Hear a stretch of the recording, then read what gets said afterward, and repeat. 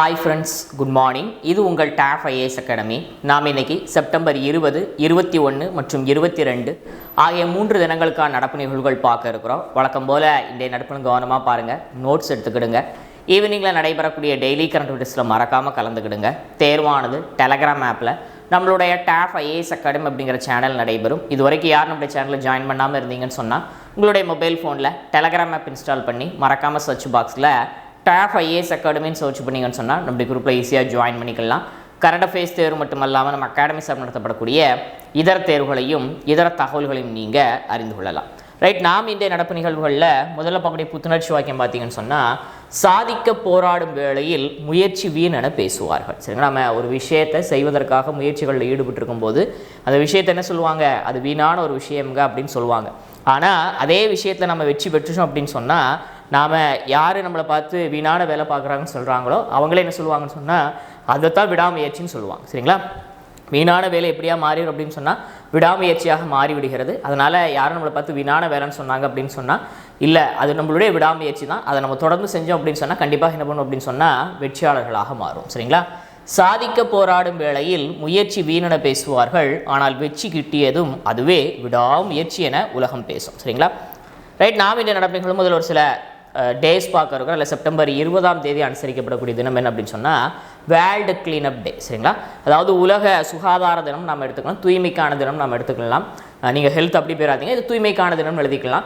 அதாவது எப்படி நம்ம இந்தியாவில் வந்து ஸ்வச் பாரத் தூய்மை இந்தியா தினம் கொண்டாடுறோமோ அதே போல் உலகளாவிய அளவில் உலகத்தை தூய்மைப்படுத்துவதற்கான, தூய்மையை பராமரிப்பதற்கான, பொல்யூஷன் இல்லாத ஒரு உலகத்தை உண்டு பண்ணுவதற்கான, ஏற்படுத்துவதற்கான ஒரு புரிதலுக்கான தினமாக பார்த்தீங்க அப்படின்னு சொன்னால் ஆண்டுதோறும் என்ன செய்யப்படுகிறது சொன்னால் செப்டம்பர் 20 உலக தூய்மைக்கான தினமாக அனுசரிக்கப்படுகிறது. இந்த ஆண்டிற்கான தீம் கருப்பொருள் பார்த்தீங்க அப்படின்னு சொன்னால் tackling textiles and fashion waste, ஜவுளி மற்றும் ஃபேஷன் கழிவுகளை சமாளித்தல். சரிங்களா, உலகளாவிய அளவில் இந்த மாதிரியான கழிவுகள் அதிகப்படியாக பார்த்தீங்கன்னு சொன்னால் சுற்றுச்சூழலுக்கு தீங்கு விளைவிக்கக்கூடிய விஷயங்களை நம்ம பார்க்குறோம். அதாவது ஜவுளி ஆலைகளிலிருந்து வெளியேறக்கூடிய அந்த சாய பொருட்களுக்கான அந்த விஷயங்கள்லாம் பார்த்தீங்கன்னு சொன்னால் நீர்நிலைகளையும் மண்ணையும் என்ன பண்ணுறது அப்படின்னா மாசுபடுத்துகிறது.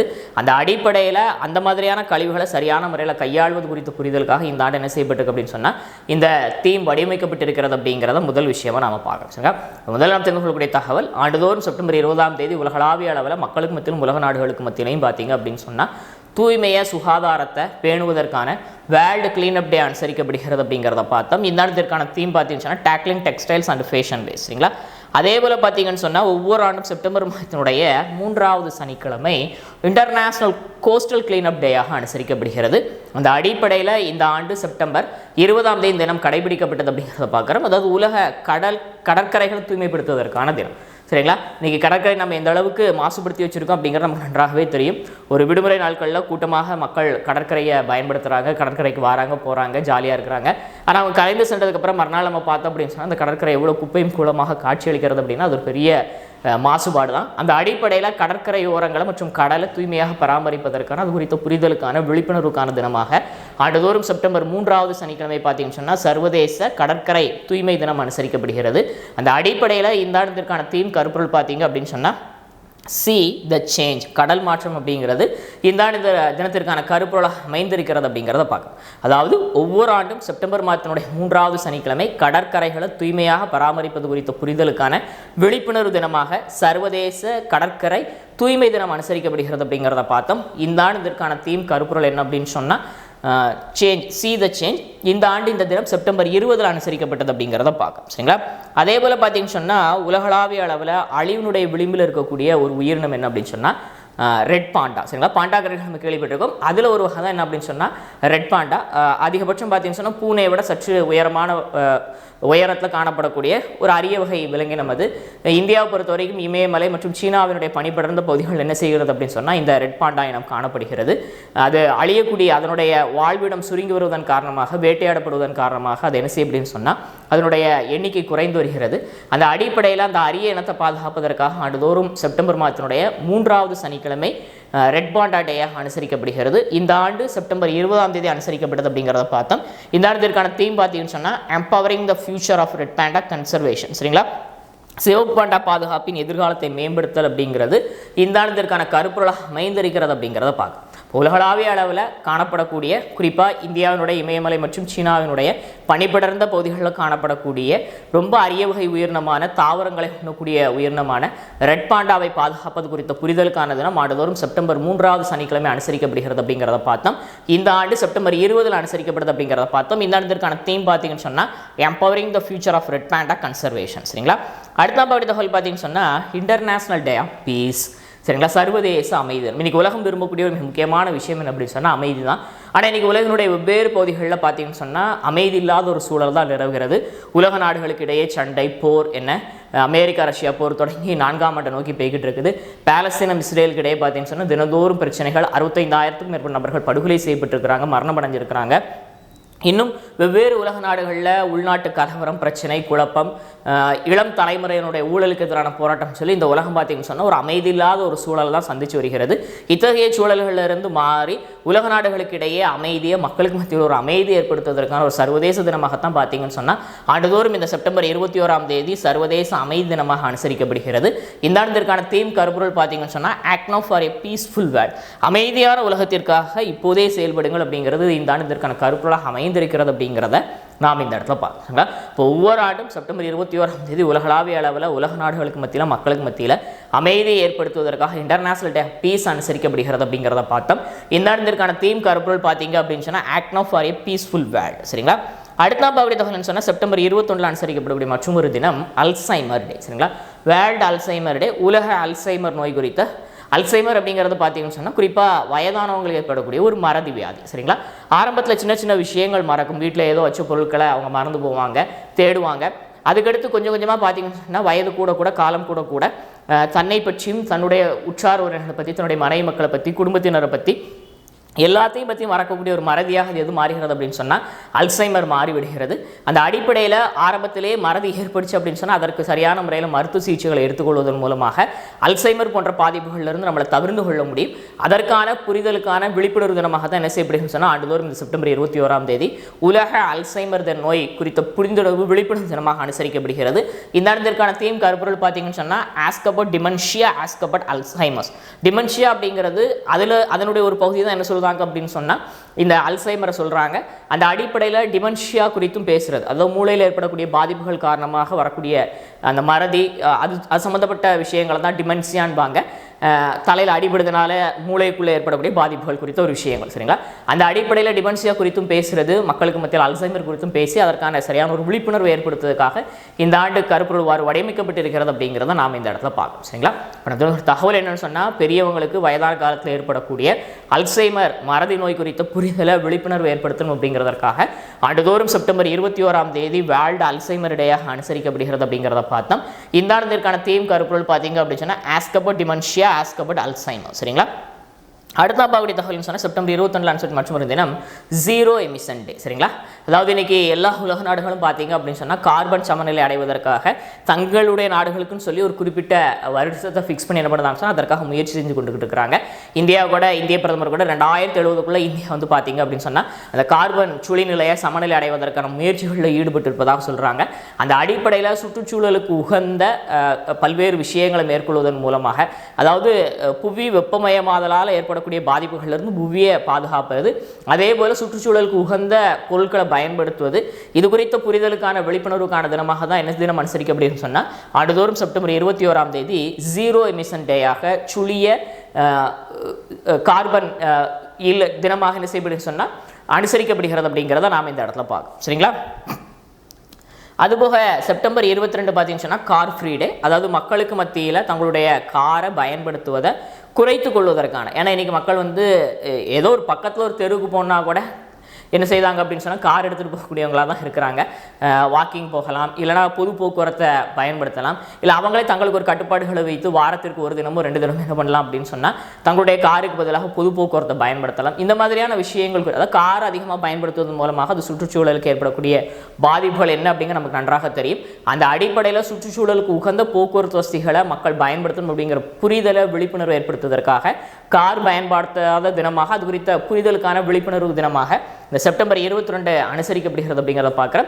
இந்த ஆண்டிற்கான தீம் கருப்பொருள் பார்த்தீங்க அப்படின்னு சொன்னால் ரீஇமேஜினிங் mobility for a sustainable future, நிலையான எதிர்காலத்திற்கான இயக்கத்தை மறுபரிசீலனை செய்தல் அப்படிங்கிறது இந்த ஆண்டிற்கான கருப்பொருளாக அமைந்திருக்கிறது அப்படிங்கிறத நாம் இந்த இடத்துல பார்க்கணும். அதாவது கார் பயன்படுத்துவதால் ஏற்படக்கூடிய பாதிப்புகள்லேருந்து இந்த உலகத்தை பாதுகாக்கணும் அப்படிங்கிறதற்காக மக்களுக்கு மத்தியில் பொது போக்குவரத்தை பயன்படுத்த குறித்த முக்கியத்துவம் ஏற்படுத்தணும் அப்படிங்கிறதற்காகவும் சுற்றுச்சூழலுக்கு உகந்த வாழ்க்கையை வாழ்வதற்கான ஒரு புரிதல் ஏற்படுத்தணும் அப்படிங்கிறதற்காகவும் செப்டம்பர் 22 ஆண்டுதோறும் கார் இல்லாத தினமாக அனுசரிக்கப்படுகிறது அப்படிங்கிறத பார்த்தோம். இந்த ஆண்டிற்கான தீம் பார்த்தீங்கன்னா ரீஇமேஜினிங் mobility for a sustainable future. சரிங்களா? அடுத்து இதே செப்டம்பர் 22 உலக காண்டாமிருகங்கள் தினம் அனுசரிக்கப்படுகிறது. வேர்ல்ட் ரைனோ டே. உலகளாவிய அளவில் காண்டாமிருகம் இனம் பல்வேறு பகுதிகளில் வேட்டையாடப்படுகிறது. அதனுடைய கொம்புகளுக்காக, தந்தங்கள், அந்த கொம்புகளுக்காக, அதுபோக அதனுடைய தோலுக்காக, இறைச்சிக்காகன்னு சொல்லி அந்த அடிப்படையில் காண்டாமிருகங்களை பாதுகாப்பதற்காக உலக காண்டாமிருக தினம் இதே செப்டம்பர் 22 அனுசரிக்கப்படுகிறது. அதுபோல் வேர்ல்டு ரோஸ் டே அப்படின்பாங்க. இங்கே ரோஸ் அப்படிங்கிறது பார்த்தீங்க அப்படின்னு சொன்னால் புற்றுநோயால் பாதிக்கப்பட்டிருக்கக்கூடிய மக்களை அனுசரிப்பதற்கான, அவங்களுக்கு நம்ம ஒரு அனுசரையாக இருப்பதற்கான, அது குறித்த புரிதலுக்கான தினமாக தான் இந்த தினம் அனுசரிக்கப்படுகிறது சொன்னால் இந்த தினம் அனுசரிக்கப்படுகிறது. அதேபோல் புற்றுநோயால் பாதிக்கப்பட்டு அதிலிருந்து மீண்டு வந்தவங்க, புற்றுநோயால் பாதிக்கப்பட்டு இருக்கக்கூடியவங்களுக்கு தங்களுடைய வாழ்க்கை குறித்த ஒரு ஊக்கத்தை ஏற்படுத்துவதற்கான, ஒரு புரிதலுக்கான, விழிப்புணர்வுக்கான தினமாக என்ன செய்யப்படுகிறது அப்படின்னு சொன்னால் இந்த தினம் வேர்ல்டு ரோஸ் டேயாக இன்றைய தினம் அனுசரிக்கப்படுகிறது அப்படிங்கிறத நாம் இந்த இடத்துல பார்க்குறோம். எப்படி எடுத்துக்கலாம்னா புற்றுநோயாளிகளுக்கான ஒரு அனுசரணை தினமாக இந்த ரோஸ் டே அனுசரிக்கப்படுகிறது அப்படிங்கிறத நாம் எடுத்துக்கலாம். சரிங்களா?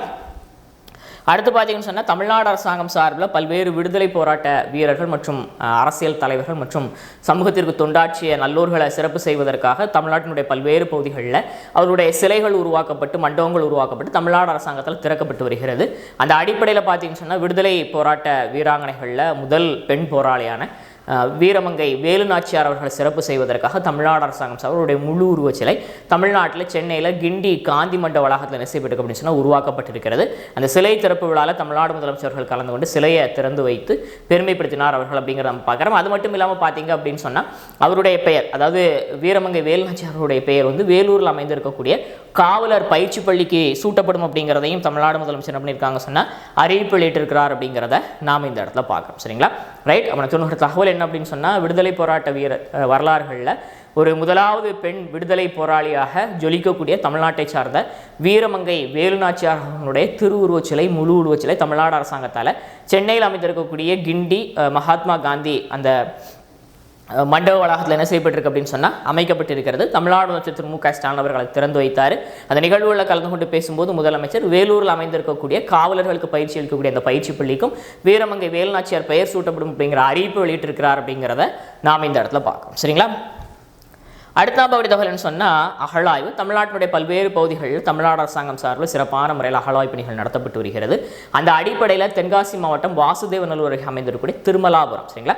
கடந்த ஆண்டிலிருந்து இங்கே தமிழ்நாடு அரசாங்கம் என்ன பண்ணியிருக்கிறாங்க அப்படின்னு சொன்னால் அகழாய்வு பணிகளை தொடங்கி நடத்திட்டு வராங்க.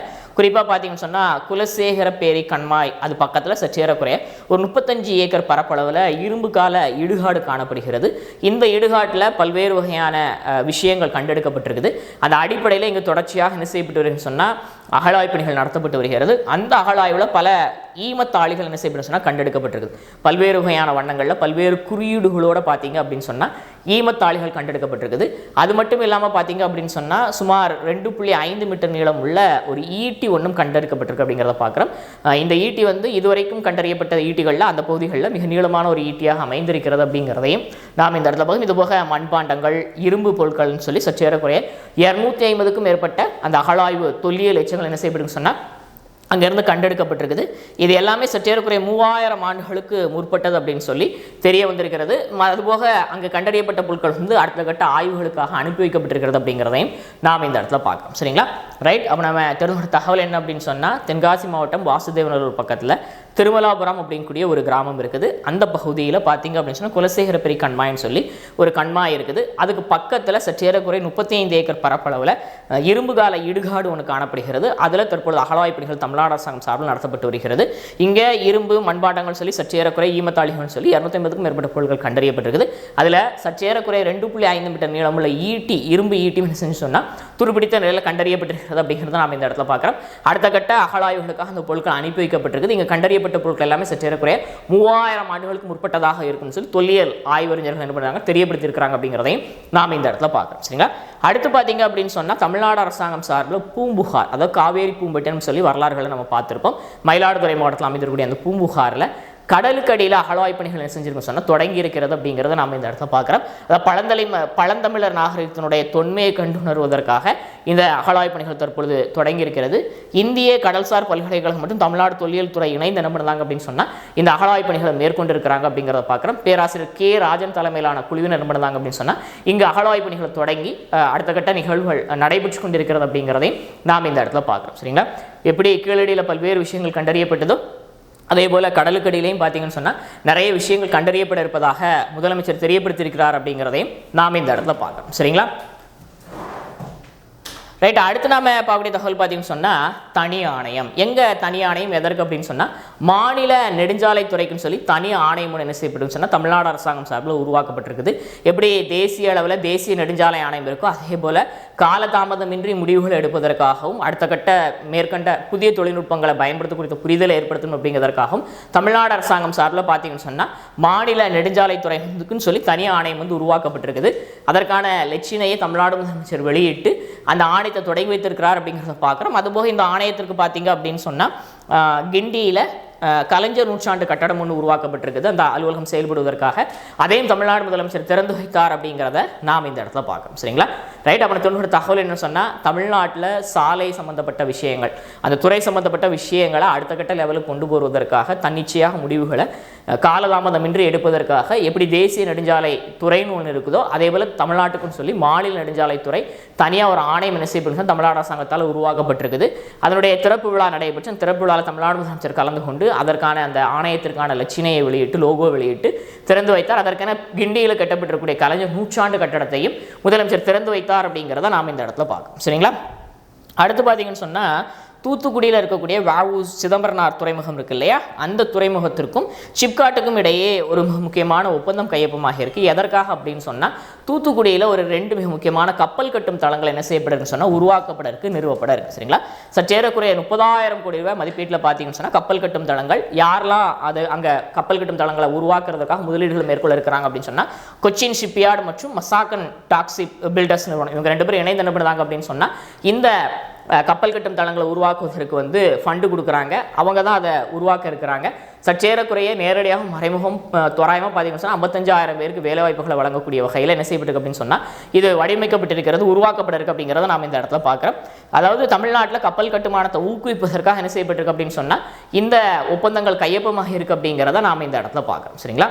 ரைட். அப்போ நாம் தெரிஞ்சுக்கிற தகவல் என்னென்னு சொன்னால் தமிழ்நாட்டில் தூத்துக்குடியில் தமிழ்நாடு அரசாங்கம் சார்பில் சிப்காட்டுக்கும் அதேபோல் தூத்துக்குடி வஉ சிதம்பரம் துறைமுகத்துக்கும் இடையே 2 மிக முக்கியமான ஒப்பந்தங்கள் கையொப்பமாயிருக்கு. சற்றேருக்கு 30,000 கோடி ரூபாய் மதிப்பீட்டில் 55,000 பேருக்கு வேலைவாய்ப்புகள் வழங்கக்கூடிய 2 கப்பல் கட்டும் தளங்கள் எங்கே உருவாக்கப்பட இருக்குது அப்படின்னு சொன்னால் தூத்துக்குடியில் உருவாக்கப்பட இருக்குது.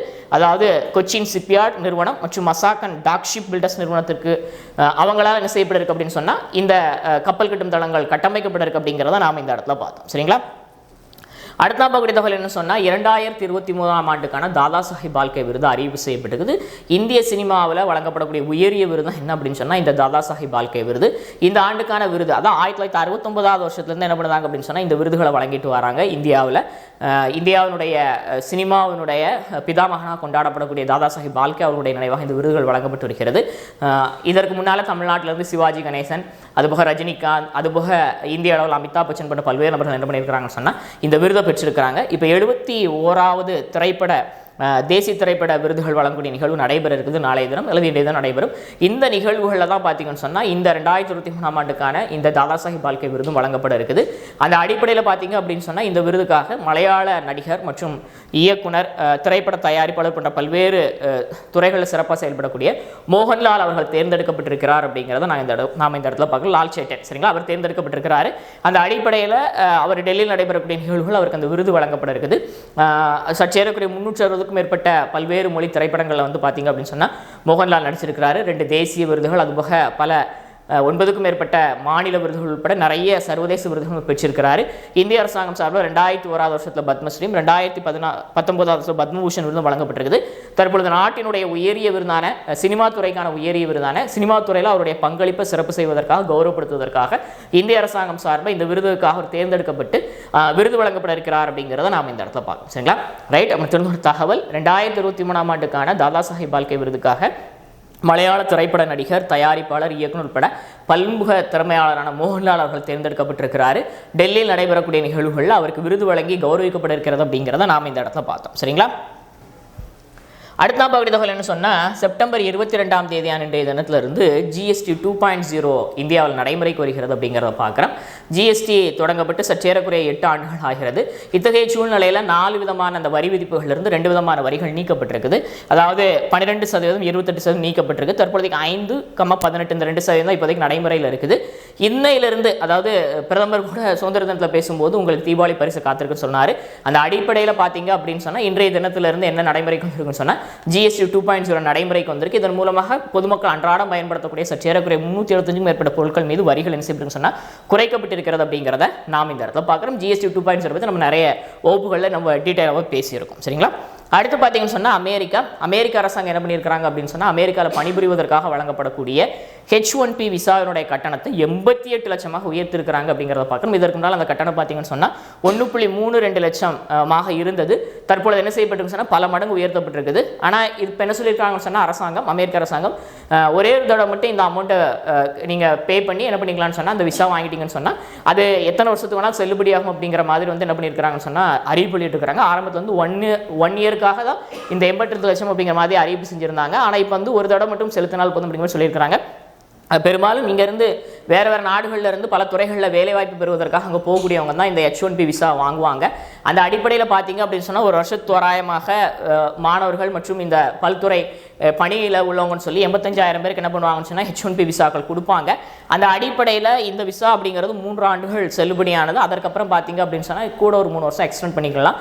பல்வேறு நபர்கள் இந்த விசாவில் தான் உங்களுடைய குடும்ப குட்டியோடு என்ன பண்ணியிருக்காங்க அப்படின்னு சொன்னால் அமெரிக்காவில் தங்கியிருக்கிறாங்க. இப்போ அதுக்கெல்லாம் ஒரு ஆப்பு வைக்கக்கூடிய வகையில் தான் என்ன பண்ணியிருக்கேன்னு சொன்னால் இந்த விசாவினுடைய அந்த அமௌண்ட்டை வந்து 1.32 லட்சத்திலிருந்து 88 லட்சமாக அமெரிக்க அரசாங்கம் உயர்த்தியிருக்கிறார். அதற்கான உத்தரவை ட்ரம்ப் வெளியிட்டிருக்கிறார் அப்படிங்கிறத நம்ம பார்க்குறோம். ஆரம்பத்தில் 1 வருஷத்துக்கான கட்டணமாக சொல்லப்பட்ட இந்த கட்டணம் தற்பொழுது ஒரு முறை மட்டும் செலுத்தினால் போதும் அப்படிங்கிற மாதிரியான அறிவிப்பு வெளியாக இருக்குது அப்படிங்கிறதையும் நாம் இந்த இடத்துல பார்க்கணும். சரிங்களா? அடுத்த பகுதி தகவல், சீனாவில் நடைபெற்ற பில்லி ஜூன் கிங் கோப்பை மகளிர் டென்னிஸ் போட்டியில் இத்தாலி அமெரிக்கா வீழ்த்தி என்ன பண்ணியிருக்கிறாங்க அப்படின்னு சொன்னால் 6வது முறையாக சாம்பியன் பட்டத்தை கைப்பற்றிருக்கிறாங்க. உலகளாவிய அளவில் இருக்கக்கூடிய டென்னிஸ் வீராங்கனைகள் பங்கேற்கக்கூடிய ஒவ்வொரு பகுதியிலும் இருக்கக்கூடிய டென்னிஸ் வீராங்கனைகள் பங்கேற்கக்கூடிய ஒரு குழு ஆட்டமாக என்ன செய்யப்படுகிறது அப்படின்னு சொன்னால் இந்த டென்னிஸ் போட்டிகள் நடத்தப்படுகிறது. அந்த அடிப்படையில் பார்த்தீங்க அப்படின்னு சொன்னால் 6வது முறையாக இத்தாலி வின் பண்ணியிருக்கிறாங்க. அமெரிக்கா தோல்வியடைந்து 2வது இடம் பிடிச்சிருக்கு அப்படிங்கிறத பார்க்கும். அடுத்து ஜப்பானில் நடைபெற்ற உலக தடகள சாம்பியன்ஷிப் போட்டிகள் நிறைவடைந்திருக்குது. அந்த அடிப்படையில் இந்த போட்டிகளில் அமெரிக்கா பார்த்தீங்கன்னு சொன்னால் 26 பதக்கங்கள், 16 தங்கம், 5 வெள்ளி, 5 வெண்கலம் உட்பட 26 பதக்கங்களை கைப்பற்றி முதலிடம் பிடிச்சிருக்கிறாங்க பதக்கப்பட்டியலில். கென்யாவுக்கு 2வது இடம் கிடச்சிருக்குது. 7 தங்கம், 2 வெள்ளி, 2 வெண்கலம் உட்பட 11 விருதுகள் பதக்கங்கள் அவங்க கைப்பற்றிருக்கிறாங்க. அடுத்து கனடாவுக்கு 3வது இடம் கிடச்சிருக்குது. 3 தங்கம், 1 வெள்ளி, 1 வெண்கலம் உட்பட 5 பதக்கங்கள் அவங்க கைப்பற்றிருக்கிறாங்க அப்படிங்கிறத நாம் இந்த இடத்துல பார்க்கணும். சரிங்களா? இப்போ ஜப்பானில் நிறைவடைந்த அந்த உலக தடகள சாம்பியன்ஷிப் போட்டிகளில் பதக்கப்பட்டியலில் அமெரிக்கா முதலிடமும், கென்யா 2வது இடம், கனடா 3வது இடம் பிடிச்சிருக்கிறாங்க அப்படிங்கிறத நாம் இந்த இடத்துல பார்த்தோம். இந்தியா சார்பில் கலந்து கொண்ட நபர்கள் பெரும்பாலும் வந்து யாரும் அந்த அளவுக்கு ஜொலிக்கலை அப்படிங்கிறதே நாம் இந்த இடத்துல பார்க்குறோம். அதாவது ஈட்டெறிதலில் கூட நீரஜ் சோப்ரா வந்து வின் பண்ணுவார் நம்ம நினச்சோம். ஆனால் கடைசியில் அவர் 8வது இடம் தான் கிடச்சி.